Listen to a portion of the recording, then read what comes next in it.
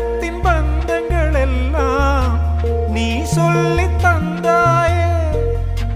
பிறப்புக்கும் இறப்புக்கும் இடையில் வழி நடத்தி சென்றாயே. உனக்கே ஓர் தொட்டில் கட்டி நானே தாயாய் மாறிட வேண்டும். ஆராரிராரோ நான் இங்கே பாட, தாயே நீ கண்ணுறங்கு என்னோட மடி சாய்ந்து.